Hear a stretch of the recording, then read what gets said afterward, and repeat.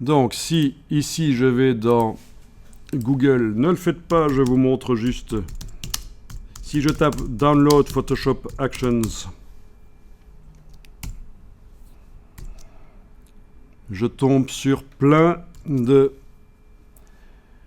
d'actions gratuites. 300 ici, 5000 ici.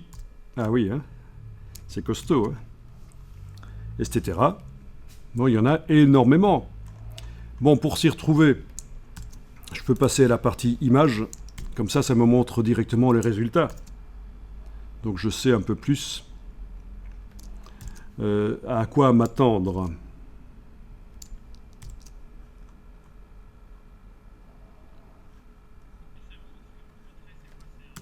Donc tout ça, c'est des dossiers d'action qui contiennent, par exemple ici celui-là, 300 scripts, qui sont téléchargeables, payants ou pas, voilà, pour obtenir des effets.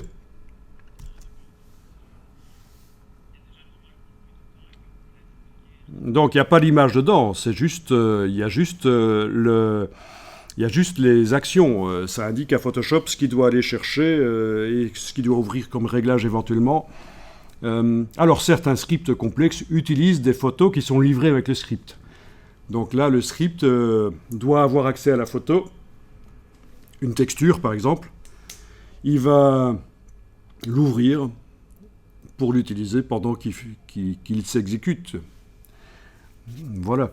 Alors, je vais indiquer ici Download Free. Donc, encore une fois, il ne faut pas toujours réinventer la roue. Vous pouvez démarrer de choses existantes. C'est ça l'idée. D'accord ?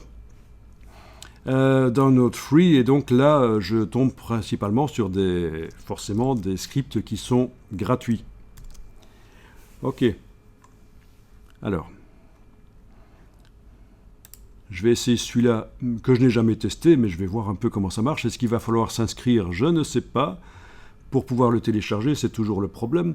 Il y a toujours ces petites publicités avec le mot download. C'est vraiment des pièges, des clickbait, B-A-T-E, des pièges à clics, pour rester poli.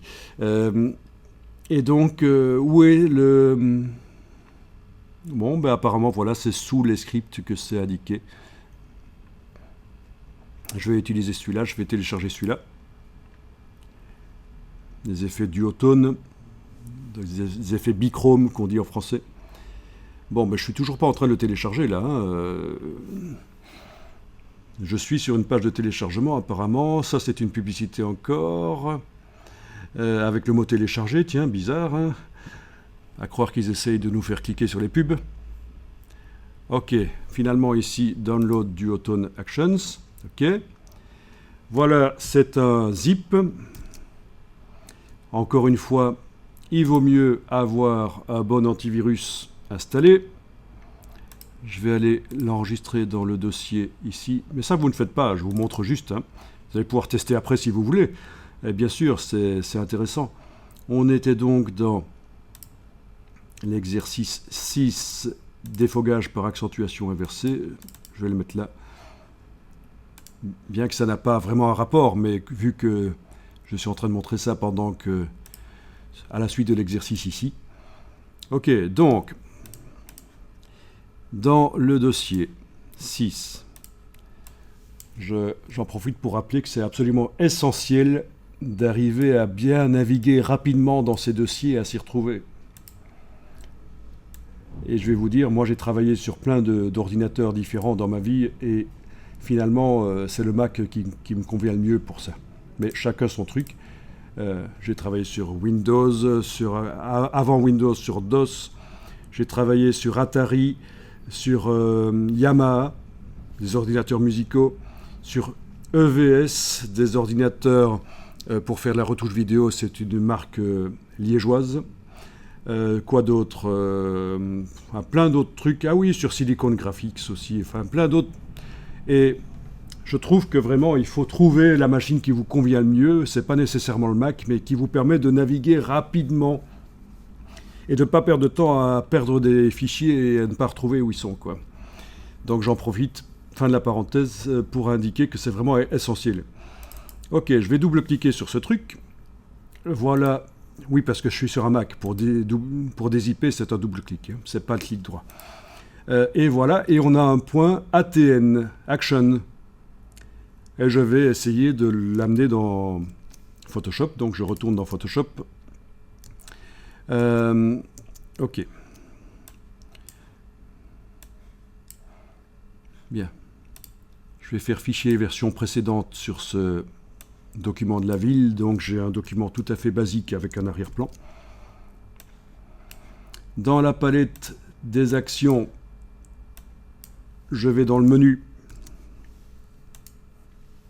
et je vais indiquer charger des actions. Il me demande où se trouve le fichier que je veux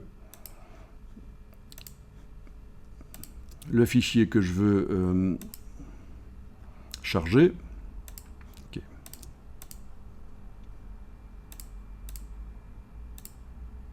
Il est là.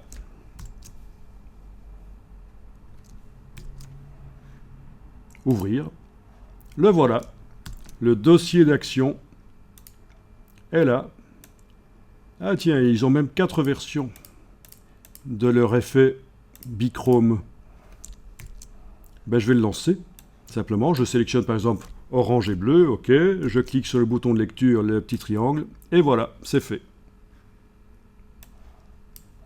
Bon, c'est vraiment basique et pas très intéressant celui-là, mais bon. Ah oui, il a quand même fait des choses à l'intérieur. Hein.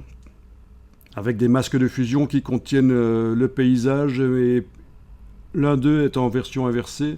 Ah tiens, et pourquoi est-ce qu'il est désactivé? Ah oui. Ok. Mais pourquoi pas? En tout cas, voilà, vous avez vu le principe. Quand on va télécharger sur le web des actions, c'est un fichier ATN, parfois avec des images qui sont nécessaires à sa bonne exécution, mais c'est plutôt rare. En général, il n'y a pas de ressources supplémentaires nécessaires. Et on le dézippe et on le charge par le menu de la palette actions. Charger des actions, c'est un point ATN, c'est un dossier d'action Photoshop. C'est super léger en plus, puisque ce ne sont que des indications de quel menu doit être utilisé. Le fichier ici fait 8K. C'est minuscule. On peut en mettre des millions sur une clé USB, pour ceux qui ne verraient pas à quoi ça correspond, la taille 8K. Tellement c'est petit. Ok, et alors je vous parlais d'un script qui permet de transformer les photos en peinture à l'huile.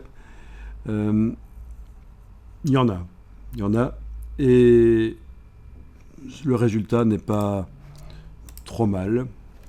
C'est un peu ce genre-là. Mais ils sont très complexes. Il y a des dizaines, des centaines de lignes qui agissent pour bouger les pixels et pour que ça ressemble à de la peinture à l'huile.